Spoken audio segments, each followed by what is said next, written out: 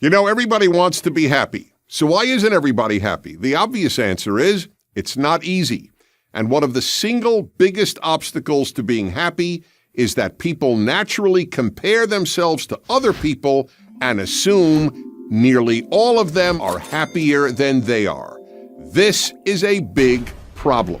So how would you like an equation to determine the exact amount of unhappiness in your life? Well, I am here to tell you that I have developed an equation. It is U equals I minus R.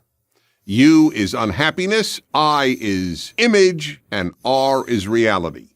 The difference between the images you have had for your life and the reality of your life is the amount of unhappiness in your life, which gives you an idea of how powerful images are in hurting us.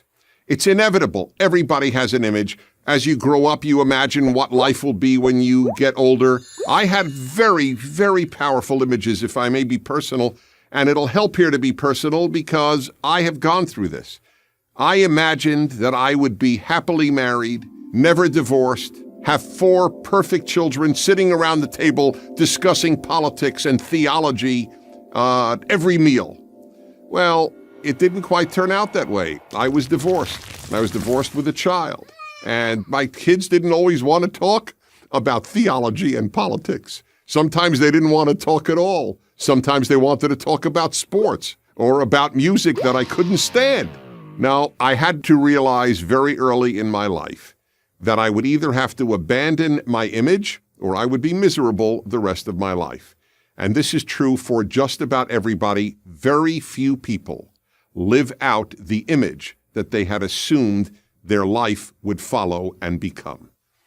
That's what the midlife crisis in so many people is about, whether it is male or female, especially for men. They reach 35, 45, 55, and then they think, wait a minute, I'm not nearly what I had assumed I would be in terms of accomplishment and achievement.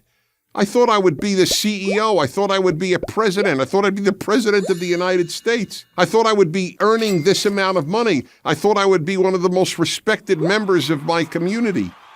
And then I would say every man ultimately fails the image that he has had for himself. That's the biggest part of what midlife crisis is about. Images kill people. Think of anorexia. Some teenage girls and young women have an image of how they want to look. And in some cases, they will starve themselves to meet that image. This is true for whatever images we have in our life. People imagine family life a certain way. They imagine a spouse a certain way. They imagine their children a certain way. They imagine their job a certain way. They imagine a whole host of things. And then those images are very often shattered. So what do you do about it? Well, there are 2 things. One, either develop a new image and enjoy that, or just celebrate the reality that you now have. Maybe the reality you now have is pretty darn good. You don't need an image to ruin it, because I promise you that that's exactly what the image will do. And that is why U equals I minus R.